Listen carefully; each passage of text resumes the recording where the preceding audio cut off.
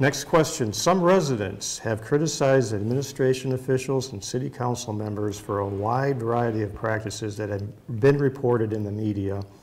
Mayor Gordon was questioned for pocketing more than $1,700 to officiate weddings and cashing out more than $10,000 in vacation time he said he didn't use. Residents complained about council members receiving free pool passes for themselves and their families, which council members denied. The state auditor said the city improperly destroyed pool pass records. Now, do you believe all this criticism is justified, or do you agree with other residents who say it's really making big deals out of very minor things? And we'll start with Barbara. I don't think it's making a big deal out of minor things. I think that the mayor has done a very good job for a number of years running the city. But I've been disappointed in what I would call some bad judgment decisions that he's made. I don't think anything's too small to be questioned. I think when you're the mayor, you're held to a higher standard. So the fact that you do a lot of things right doesn't give you the ability to make some poor decisions or say you can do anything wrong. You're a government official and you need to be right and make correct decisions across the board. So I think it speaks to whether, again, there's some oversight, that I think council has some responsibility for some of maybe his poor decisions by not having policies in place that could be susceptible to being used. I believe they fixed the unused vacation day policy, but the policy that was there and the fact that they didn't fix it until it was possibly abused or not handled wisely goes to the fact that maybe they didn't spend enough time creating policies that were not going to be subject to being abused. Okay. Brian. Yeah, the vacation time matter was one that actually I brought up when I was on council. And it really came up out of, we were surprised to learn about it in the middle of a council meeting because just didn't know that that was happening. And when we talk about transparency, we talk about transparency for the government to the residents. Most of the time I think it's been a hot word thrown around here. But also transparency from the administration to the council. We didn't have full access, we didn't have full understanding of how things were being treated and how these policies were being abused at times. So I think it's really critical that whoever's on council coming up really takes a look at the city charter, the code, and tries to see if it's in line with other communities, if it's up to date. I could tell you Beachwood's charter is long overdue to be revised. There's no other neighboring community around Beachwood that has one as old as us. And I think it's a little bit of a symptom of that. And it's not an easy process, it's not going to be a quick process, but it certainly is one that needs to be done. And so everybody, both people on council, the residents, the administration, everybody's on the same page and understands what's happening. But none of these things, whether it's a pool pass or a marriage or wedding fee, is too small for us to be worried about. Okay, thanks. Michael. Well, I guess I have to admit I've often been one of those residents who's been a critic of the mayor, and certainly if you go back and look through city council minutes, you'll see that I frequently am a speaker at council meetings. And I guess that points to not one to just be a critic. I'm ready to get out there and to get involved and be part of the solution. We've got, again, the 100th anniversary of Beachwood that we're celebrating this year really brings to light a lot of things. And it's those practices and principles of disclosure and being held to a higher standard as an elected official that you have to make sure you're doing the right thing. And that's what it comes down to doing.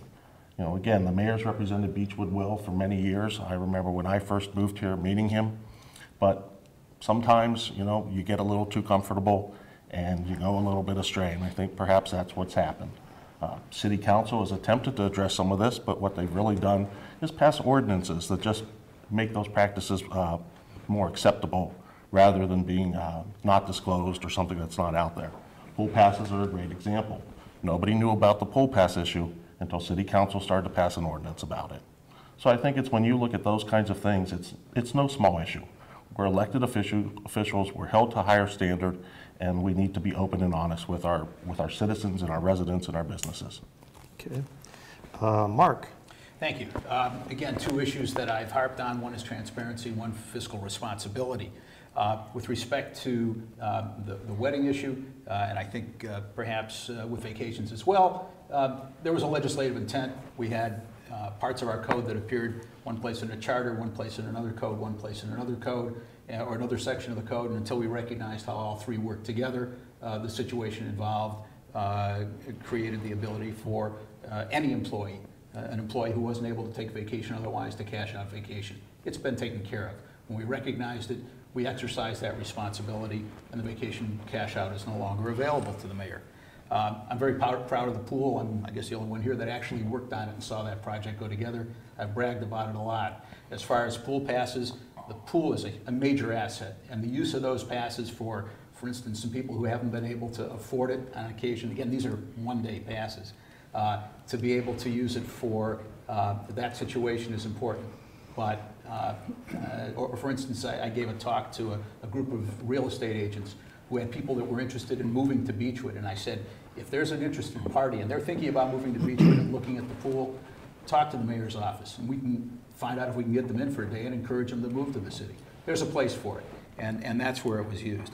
As far as our records weren't destroyed in the sense that someone was coming in to look at them and we destroyed them all at once.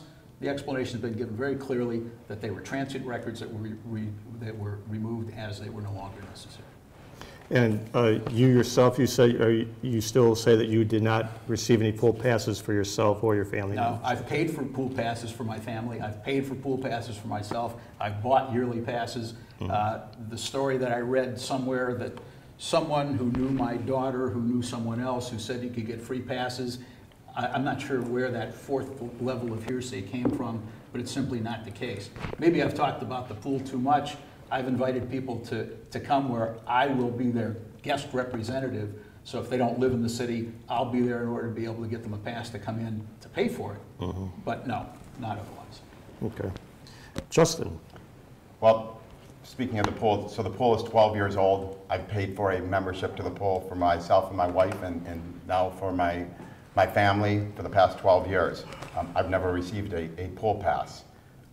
As far as the mayor and the vacation time, council has dealt with that. I believe the council probably needs to work harder to see issues like this and other issues to make sure that things like this don't happen.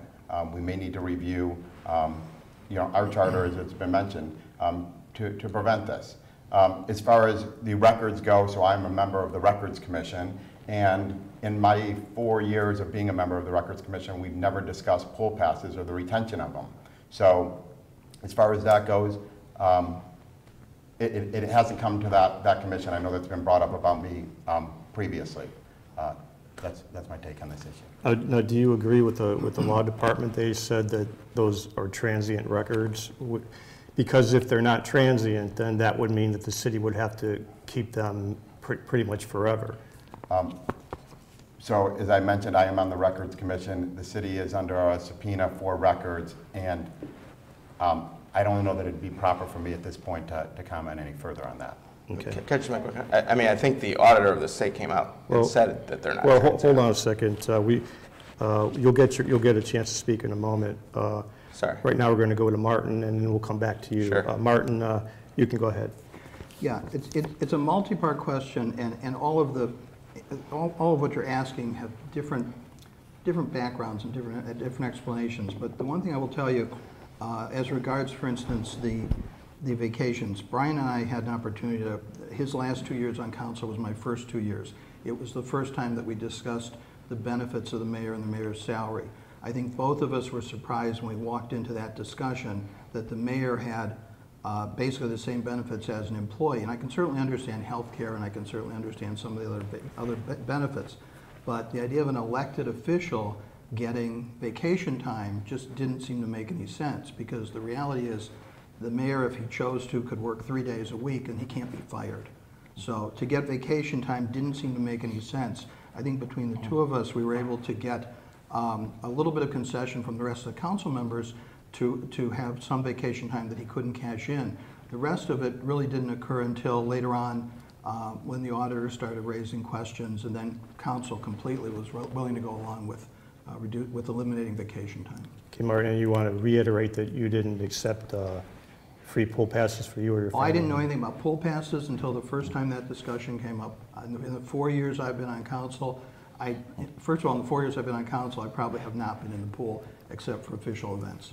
Okay. And no one offered me a pass, I never asked for a pass, I never even realized they were available.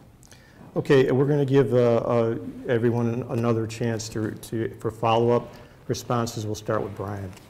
Well, I just back to my point when, it's to Justin's comment, it's my understanding that the auditor of state has said that the pool pass records weren't transient. That, in fact, I think his quote was the only thing transient about them was their existence. So I don't know. I guess it'd be a little concerning if that's the way that the city viewed those types of records. I think it's a little bit. Listen, I think we're doing a disservice to all the great things that are going on in the city of Beachwood, to all the hard workers, employees in the city of Beachwood, that we are spending so much time on these pool passes. I'm not trying to diminish the value or the concern related to them, but it's good evidence of what's been happening in the community, and that's really why I'm running again. It's time to change the story. It's time to start focusing on things we could do in a positive regard. And so while we could probably spend the next several days here going back and forth about decisions in the past and were they right or wrong and how are they viewed, I hope that we'll get a chance to talk about some of the ideas we have for the future and the good things going on. Okay. Does anyone have anything more to say about that? Barbara. With this pool passes, again, not to make it into a bigger issue, but again, I think it speaks to a bigger issue about being proactive when we have ordinances, when we have rules, when we have policies, of just thinking them through a little bit more clearly to see if there are ways where they may not be viewed in the best light or utilized in the best manner. With the auditor, I don't believe he said it was illegal. I think he said that there was maybe a better way to handle it, and that different communities handle what's transient or decide what's transient based on their own decisions, and people can come up with differing opinions on that. But then maybe there wasn't enough thought given to making pool passes considered transient or not. Michael? Well, I wanted to just say I agree with Brian in terms of the need to review the city charter, that it's probably long overdue, and I think Justin also pointed that out as well. And while certainly we can learn from the past and we know all of these things that have gone on and steps that council has taken to correct them, I do think it's also important that we really look forward to the future. And how are we going to continue to make Beachwood a better place to live, a more socially and responsible community for our residents, both with financial and with the environment that we live in, and be a community that continues to develop and to grow. So it's really about the future. Okay, thanks. Anyone else? Martin? I just want to address, you mentioned about weddings, and I just want to address one issue with weddings, because one of the ways I work in government, and for the last when I was on school board and now on council, is I look at best practices. I will pick up a phone, I will call other communities, I will look at their legislation, I'll look at their ordinances, I'll talk to the people on their council. And I think when we got into this whole discussion about weddings, we had been doing it according to the way the auditor said we should do it. And then that changed a little bit. But the overall impact, or the way, the optics of it, Channel 3 did a report where they also investigated weddings throughout the city, and mayors were charging anywhere from free to $35 to $50. And our mayor was charging $125 or whatever. And I think when council sees something like that, it's incumbent on council to sit back and say, wait a minute, why are we, I know we're Beachwood and we do things very well, but why are we charging that when every other city is in a much lower range and the money is going back into the fireman's fund or whatever? Okay, anybody else? Yes. Thank you. One impression that I want to make sure is not left here. One of my concerns, of course, is responsibility. As chair of the legal committee, we have been going through the code with our law director, looking for any kinds of inconsistencies, looking for places where old code sections aren't working with new code sections. As far as charter review, as you probably know, is a very long, extensive process. It requires not just a simple vote of council, but actually requires an election to make charter changes. So those are in the works. This is not as if council has been sitting back all this time watching things happen without making changes. The code is constantly under revision, and as chair of the legal committee, I've given specific instruction to the law director to start going through, and he's already given me a chart of what sections need to be done. So that's part of the responsibility that I'm dedicated to. Okay, Justin, would you have anything more to add? Okay.